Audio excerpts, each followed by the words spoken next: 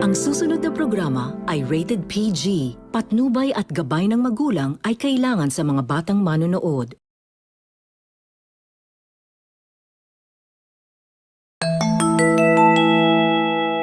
Buhay po sa inyong lahat. Cotabato, Mindanao. Assalamualaikum warahmatullahi wabarakatuh. Ako po ang iyong lingkod, Ramil Oli Maglalanggero o mas kilala bilang ROMD Diero.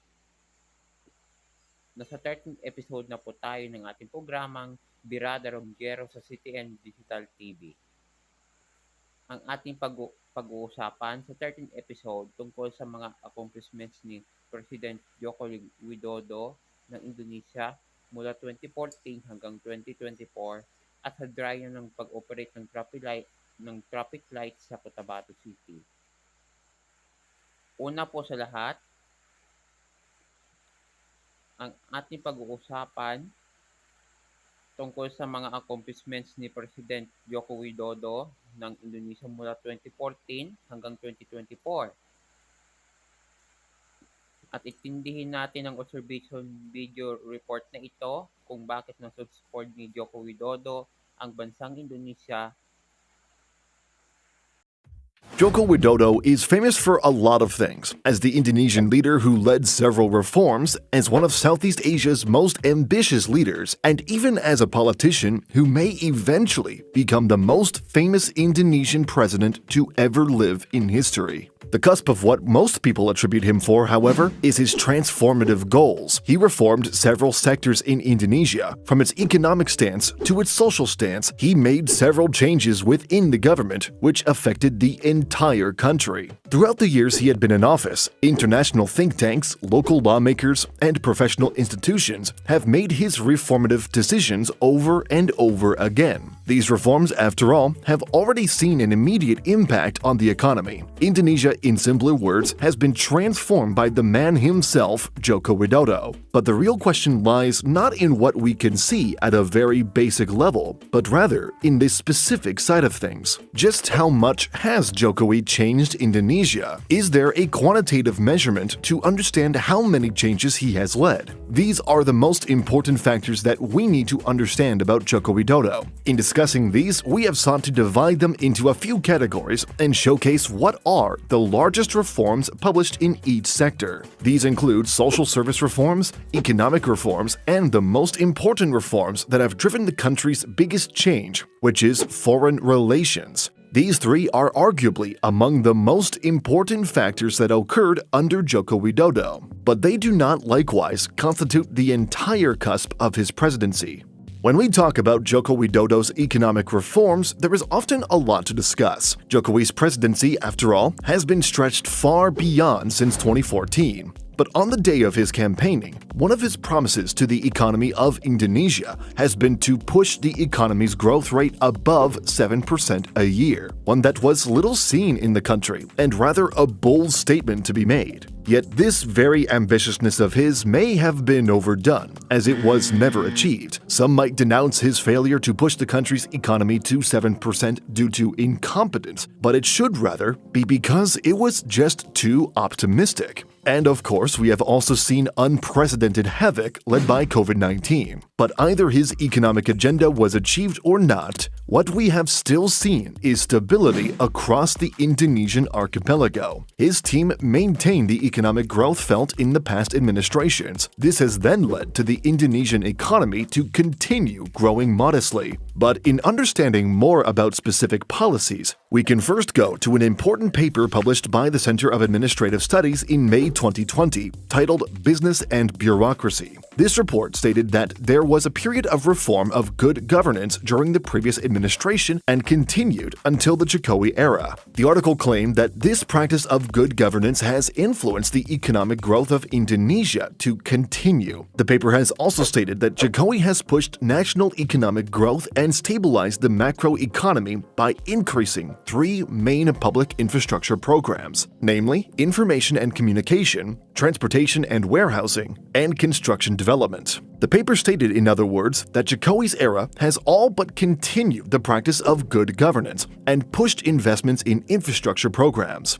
This may then suggest the continued economic building laid out in the previous administration. On the other hand, there too is another study, one that was published by the Journal of Southeast Asian Economies in 2018, which stated that the economic reform packages led by Jokowi were to remove bureaucratic obstacles for private investors. Deregulation and debureaucratization of the economy have been central to Jokowi's reform agendas, and as the paper said, have accomplished notable results. Other than economic reforms, there are also notable social services reforms that Jokowi has done. According to the same Journal of Southeast Asian Economies, a significant social service reform was an assistance program enacted by Jokowi. These assistance programs have given access to education and health services, as well as food and cash transfers and grants for villages as mandated by the village law. These poor and inequality reduction programs would often be applauded by the citizens of Indonesia. However, the paper cited that it was unfortunately not sufficient enough to help the poor. More work needs to be done. Finally, a more significant feat is when he introduced the Smart Indonesian Card and Indonesian Health Card. These two major social assistance programs in the area of education and health have helped increase the coverage of these programs. The Indonesian Smart Card, for instance, has led to the coverage of over 19.7 million students by 2016, a massive increase from just 11.2 million in 2014. But then again, if we dive deep into scholarly journals, there are a number of studies refuting Jokowi's reforms for the poor. A paper in 2018 stated that welfare improvement is higher than for the poorest and richest population groups. And the study has further stated that in the first 3 years of its administration saw that the poor were less connected to the economic growth compared to the middle class and the rich. These specific social reforms can likewise suggest that it was not perfectly executed and proved to be very fruitful for the social reforms aspired. But it is also possible that more work needs to be done on the side of academic studies, as benefits from said programs can be distinguished not from their short-term value, but their long-term value. Finally, the most important factor in Jokowi's administration tenure is his foreign policy. Why? Because it was under his administration that led the entrance of more Chinese involvement, whether it be politically or economically. We will get back to that a bit later. For now, what we can discuss is what a certain journal cites as the pro-people foreign policy, which, according to a Central European Journal of International and Security Studies, states, quote, Joko Widodo wants his government's foreign policy to benefit the people and put forward in the field of diplomacy by paying attention to the needs of the people overseas. End quote. Pro-people foreign policy, in other words, as the article stated, were the manifested programs at the foreign ministry. And the purpose of this is to protect the people in accordance with national ideas in maintaining the welfare of the people at home and abroad. Therefore, we can then go back to China and see why this pro-people foreign policy works in correlation. Or rather, we can at the very least connect it to the entire general sense of Jokowi's investment strategies. Jokowi has implemented various reforms in both its economic and foreign policies, which supported foreign investors in pushing investments over to Indonesia. The country has then posted record-breaking foreign investment figures. There are, however, other cited factors that have led to several oppositions. The administration has published a path towards greater protectionism. In recent years, Indonesia has passed new laws on mining, farming, and horticulture that restrict trade and increase local content rules for a range of products. This rise of resource nationalism has generated tensions since the bulk of U.S. foreign direct investment is in the oil, gas, and mining sectors. Finally, these three sectors, namely social, economic, and foreign policies, are likewise not the only factors that were changed throughout his administration. There was a lot, but most of the emphasis needed here was arguably in the economic agenda, and to only name a few policies supported. There was nothing more extraordinary than Jokowi's reforms for pushing investments and public infrastructure spending. The banning of raw materials was a key part of his push for foreign investments, whereas the increase in infrastructure spending was also a key part. The PwC stated that the total government infrastructure spending in Indonesia increased substantially by at least 51%, from $11.7 billion in 2014 to $15.5 billion in 2015. These also increased further on. In 2023, infrastructure spending is now expected to range between $25.1 to $28.5 billion. That also means that since Jokowi took office in 2014, infrastructure spending almost tripled. We can even see a relationship between infrastructure spending, foreign investments, and an increase in social service spending. Investors' confidence, after all, is more likely to increase whenever a government caters to its citizens through better services, but also through public works, which can make efficiency better in the cases of logistics and even energy. Likewise, an increase in spending on infrastructure can also help the economy by alleviating poverty and improving education and healthcare. Let this topic, however, not dismiss that while Joko Widodo has become a very reformist person in the eyes of Indonesians, he has also been at times under scrutiny and controversies. We will, however, leave that for a different video. But anyway, Joko Widodo has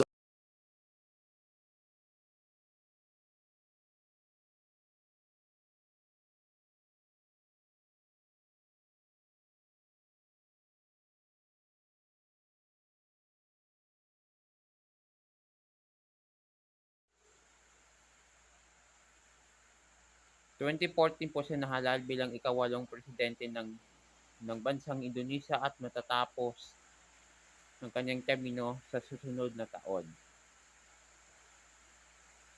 At nanalo po siya noong 2019 para sa ikadalawang termino laban sa kanyang mga katunggali sa pagka-presidente. Marami na po siyang magawa sa kanyang 10 taon na pamumuno sa bansang Indonesia nung nakita po ninyo sa observation video report ng Behind Asia. Natandaan ko po, may direct flight mula Davao patungong Indonesia. Yung mga taga Davao, pwede naman sila maghanap ng trabaho at magbakasyon. Dahil kilala po ni Joko Widodo ang dating presidente na taga Davao, si Rodrigo Duterte, may pinag-usapan po sila tungkol sa launching ng direct flight mula Davao at Indonesia kasama ng isang airline company nito. Malaking tulong po yan sa mga Davaoenyo at mga taga-Indonesia. May mga pag-uusapan po pa tayo sa ating pagbabalik ng Birada ROMD Diero. Diyan po lamang kayo, mga kalab natin. Manang adlaw, mamawi tabay, karong gabi, maglibay-libay. Bay, Añejo, ikaw porsigido sa kanunay. Añejo, bay, Añejo, angay maglibay-libay. Añejo, bay, Añejo, lingaw-lingaw na, human na sa trabaho. Bay, Añejo, kini 12 years gold rum bay. Gipalami og 12 ka tuig, ang kalipay sa barkadang porsigido. Drink responsibly. Defining your premium is about seeing things in a new way. It's defying expectations and noticing the difference. Simplicity with a twist. Authenticity and sharp focus. It's your turn to have a premium moment. As only you can define it. Let the celebration be gin. GSM Premium Gin with juniper berries and natural botanicals. And now with a new look. Define your premium. Natin, nakabalik na po tayo sa ating programang Birada ROMD Diero sa CTN Digital TV. Ang Birada ROMD Diero Portion ay inihatid sa inyo ng Añejo Gold Rum, kalipay sa barkadang porsigido by Añejo at GSM Premium Gin, define your premium. Mga kalab natin, tuloy na po tayo sa ating huling pag-uusapan tungkol sa dryon ng traffic lights na mag-operate dito sa Cotabato City. Nakita ko po sa isang post na nag-on po yung traffic lights sa mga intersection ng Cotabato City, pero dryon pa lang yung traffic lights dito sa ating lungsod. Reminders po mga kalab natin, kailangan po tayo na maging disiplinado mga Cotabateño kung nag-operate na po ang traffic lights sa lungsod. Meron pong timer at CCTV sa traffic light na ito. Pag mahuli kayo ng CCTV, ibig sabihin, mag-violate na ma-impound yung sasakyan ninyo kung maaari. Sana yung mga paglalagyan ng traffic light sa mga purpose intersection, dapat pagplanuhan po ninyo na mabuti yan. Tulad mga ibang lungsod sa Pilipinas, nalagyan sa mga kulang na intersection yung mga traffic lights. Napag-usapan po natin sa ROMD Diero Talks Live at Weekend Edition na possible din na magkakaroon ng traffic lights sa bayan ng Dato Oreid Siswat sa tulong ni Mayor Dato Leslie Siswat. Mangarap po si DLS na maging isang ganap na syudad ang Dato Oreid Siswat. Yan lang po ang ating pag-uusapan sa Birada ROMD Diero. Bago pa tayo magpapaalam,